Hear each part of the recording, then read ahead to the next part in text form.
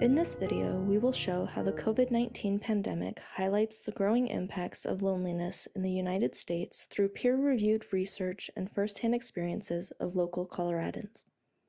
We will highlight the impacts of social determinants of health on levels of loneliness, explore its physical and mental health outcomes, and discuss potential strategies for mitigation. According to the U.S. Surgeon General, Dr. Vivek Murthy, loneliness is the new epidemic facing America. All of humanity's problems stem from man's inability to sit quietly in a room alone. To understand this new health issue, it is important to identify between social isolation, loneliness, and solitude. Social isolation means having few or infrequent social experiences or contacts. Loneliness is the subjective description of the discrepancy between actual and desired levels of social connection. Solitude is the ability to be at peace with oneself. With increasing frequency, times of social isolation are becoming fuel for growing feelings of loneliness, rather than opportunities for growth and exploration through moments of solitude. Where and why does this disconnect occur? Today's world is inundated with digital connections and other social interactions that mimic true social connections without actually creating strong social ties. Examples of this include misrepresentations of life on social media and online hangouts. Even when meeting in person, there are many activities that are less successful at promoting social connections, such as visiting the theater or going to a concert. Despite being surrounded by both friends and strangers, there's very little personal connection being made. Cameron Wyatt. I work at the D51 Career Center in Grand Junction, Colorado. It is human nature to be wanted, to give, to protect, to be part of something greater than yourself. And when you can't strive for that and get that feeling that you're a part of it, then you're not. And I think it's been pretty difficult on the kids because that face-to-face interaction created a bond. The concern comes from my lens is that I don't think the young kids or our students, I don't think they know what to ask for. They feel empty, they feel alone, but yet there's all this technology. I can't be alone, I'm right here. It's part of their regular world, but there's this sense of hollowness, of disconnect. To address this new health crisis of loneliness, it is important to find a balance between equipping ourselves with the correct tools and skills to thrive in solitude and addressing the behaviors and health outcomes associated with social isolation. Today, 1 in 3 individuals report experiencing high levels of loneliness. One factor that heightens the risk of social isolation and loneliness is increasing rates of individuals living alone due to separation, divorce, loss of a spouse, never choosing to marry, or choosing not to have kids. Even outside family circles, social networks are shrinking and have less diversity. This limits adolescent development because social networks define and reinforce meaningful social roles and provide the theater in which role performance takes place. A robust and diverse social group gives them the most dynamic stage in which to explore their own identity. Additionally, people have become less involved in their community. Only half the population is part of a religious group, and only 1/4 part of any community group. As people become more socially isolated, it encourages further avoidance of social situations. This cycle is called the hikikomori syndrome. In addition to behaviors that increase loneliness, it is important to recognize the variety of ways in which social determinants of health interact with social isolation. Research has shown that lower educational attainment and lower income is correlated to higher levels of social isolation. Individuals on income less than $30,000 a year are twice as likely to experience severe social isolation. Living in rural areas can also lead to higher social isolation because having unreliable or lacking transportation makes the creation and retention of social connections difficult. Class and employment also have a large impact. During the COVID-19 pandemic, we saw inequitable outcomes related to social isolation strategies. Blue-collar workers were consistently required to forego social distancing safety measures to continue working, but were still experiencing social isolation in their community. This distanced them from sources of support and needed community resources. Immigrants especially face a unique form of social isolation. Isolation or loneliness for them is different.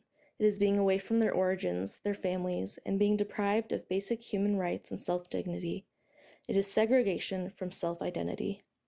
Age is a complicated social determinant. Research has shown that individuals younger than 50 experience higher levels of loneliness, with 79% of Generation Z and 71% of millennials reporting high levels of loneliness, compared to only 50% of boomers. However, at the same time, social isolation is also shown to increase with age. Rising levels of social isolation as we age are attributed to life changes, such as retirement, which separates people from work colleagues and friends, moving of family members, especially one's children, natural health deterioration that can be accompanied by disability, the death of friends and family members, and declining cognitive ability, such as dementia. This does not bode well for future aging populations that are already starting with higher levels of loneliness. The health outcomes of social isolation and loneliness are vast and concerning. A variety of physical influences and outcomes have been identified through research. Mortality risk associated with social isolation has been shown to be equivalent or higher than other health crises such as obesity, physical inactivity, pollution, and smoking. This may be related to the fact that social isolation is associated with behaviors linked to those. For example, high levels of social isolation and loneliness can result in lower engagement in physical activity, higher drug use and alcohol consumption, inconsistent and diminished sleep patterns, reduced medical screening and adherence to medical care plans, and poor nutrition and eating disorders. In addition to higher mortality, there is higher morbidity. This includes recorded increases in sensory loss, autoimmune disorders, obesity, heart disease, and even the common cold. From a biological perspective, loneliness is linked to cardiovascular markers that increase systolic and diastolic blood pressure, endocrine markers that increase weight gain, and immune markers such as the C-reactive protein that increases inflammation in the body. Holly Van Rosendahl, Director of Employment and Training. I work for Hilltop Community Resources. I've been doing all my work from home and here and there after hours or on weekends, pop into the office real quick to pick up things I need, or if I really have to do something there, do it, but not being around anyone. And that experience has been incredibly isolating, more so than I've ever experienced in my life before. And I'm an individual that does pretty darn well independently, and I'm okay with that. But yeah, it's been really, really interesting kind of going through that and experiencing this barrage of emergencies and urgencies and priorities that all feel just as important as each other. And there's just like this new sense of, or this new feeling of kind of mental and emotional fatigue that I haven't ever felt before, and how to kind of find ways to take care of that because it's a new sense of burnout. During the COVID-19 crisis, threat anticipation was heightened, which overrides the ability to rationalize and problem solve, and created a new kind of stress and burnout. Mental outcomes of loneliness include higher levels of depression, anxiety, dementia, PTSD, and eating disorders. In an adolescent study, 58% that underwent quarantine measures showed at or above the sufficient level of markers for PTSD at diagnosis, compared to only 7% that did not experience quarantine measures. Adolescents that underwent quarantine measures were also 5 times as likely as their peers to require mental health support services. Like the cycle of social isolation referenced earlier, increases in depression and suicidal ideation often form a cycle of further withdrawal that escalates depressive symptoms and feelings of loneliness. From a life course perspective, research has found that the length of duration is more impactful than the intensity when it comes to the impact of loneliness on health outcomes.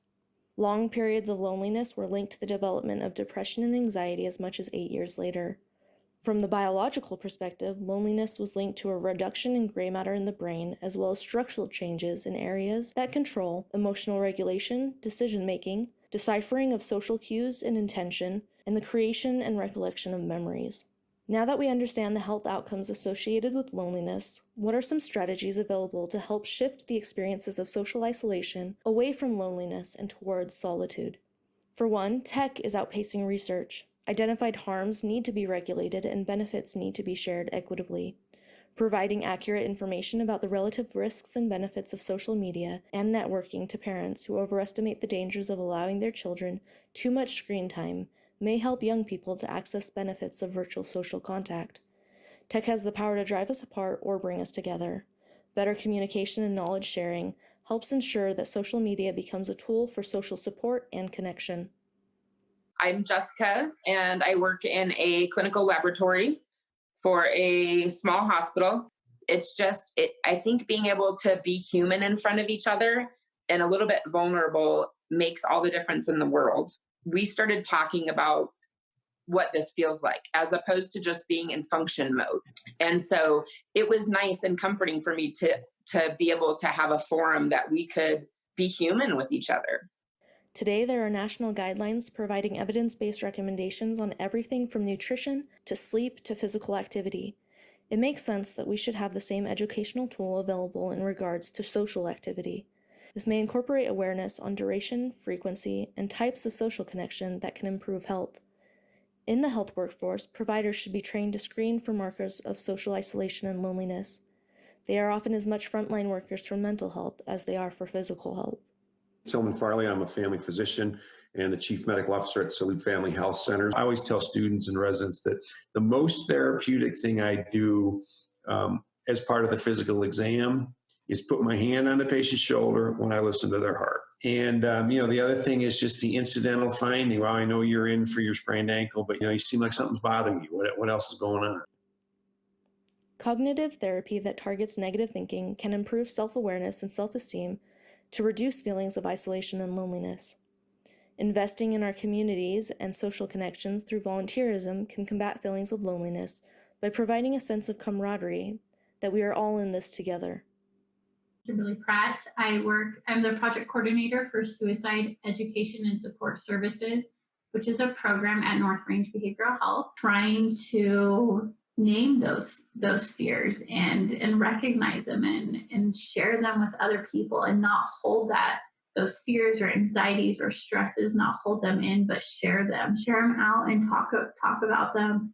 It might seem cliche, but it works. It's worked for me. It's worked for my family. That to maintain compassion, we have to have compassion for ourselves. We have to find ways to make sure that we are giving from a surplus and not from, an empty well. For me, a lot of that is giving back. How can I be of service to others? How can I be involved? And I'm trying to find ways to, help my neighbors and my family. And I think that a lot of people have done that. I don't think that I'm unique in that at all. As we maneuver into a world post-introduction of COVID, we face an old challenge with a new face: loneliness. It is time to increase the dialogue surrounding this epidemic to provide the awareness and education requisite to address the myriad of health outcomes associated with it.